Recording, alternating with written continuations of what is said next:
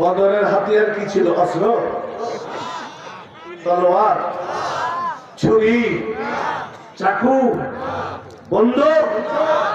এই স্লোগান শুনলেই বিগত 16টা বছর, কত বছর? বিগত 16টা বছর বদর, উহুদ, খন্দক, খাইবার, হুনাইন, ফাতহ মক্কা, তাবুক, ইয়ারমুক, এই শব্দগুলি আলেমরা উচ্চারণ করতে পারে না। ঠিক। বদর শুনলেই চুলকানি শুরু হয়েছে, অথচ বদরের হাতিয়ার ছিল ঈমান। কি ছিল? মুসলমানের সংখ্যা ছিল কত? আমার সাথে একটু হানা বলতে পারবেন তো? কথা বলবেন না কারা কারা? হাত উঁচু করেন। কথা বলবেন কারা কারা? নারায়ে তাকবীর। হাত উঁচু করে রাখেন। নারায়ে তাকবীর।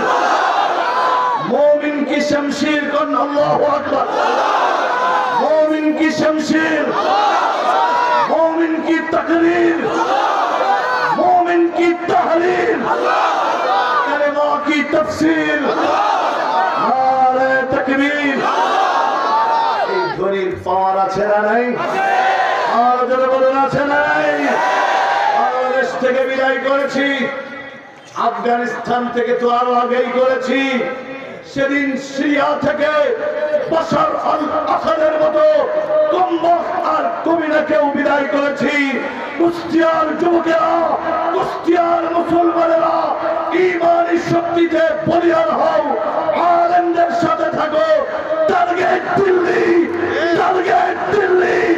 দিল্লির লাল কেল্লায় কালেমার পতাকা উড্ডীন হবেই হবে।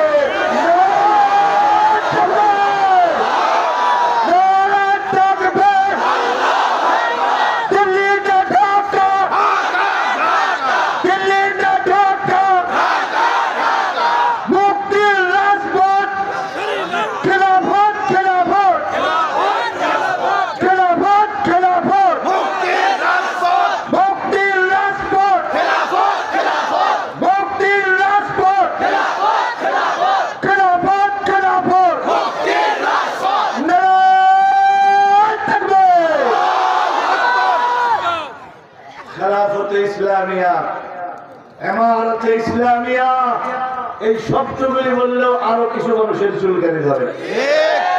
কারণ এগুলা হইলে তো আর চুরি করতে পারবে না, ডাকাতি করতে পারবে না, জিনা করতে পারবে না, জুয়া খেলতে পারবে না, মদ খাইতে পারবে না, হত্যা করতে পারবে না, ধর্ষণ করতে পারবে না, দুর্নীতি করতে পারবে না, সিটারি পাটপারি করতে পারবে না।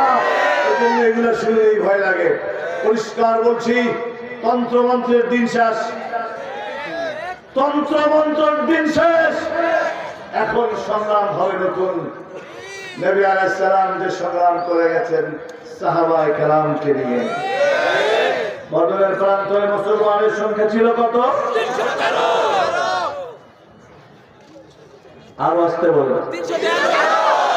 কাফেরদের সংখ্যা ছিল কত? 1000। মুসলমানের সংখ্যা বেশি ছিল না? কম। বিজয় হয়েছিল কারা? সংখ্যা দিয়ে? আজ পৃথিবীতে প্রায় 200 কোটি মুসলমান। সংখ্যায় আমরা হাতির মতো হয়ে গেছি, কিন্তু যেদিকেই তাকাই সেদিকেই মার খাচ্ছি। পৃথিবীতে আজকে মজলুম একমাত্র মুসলমান।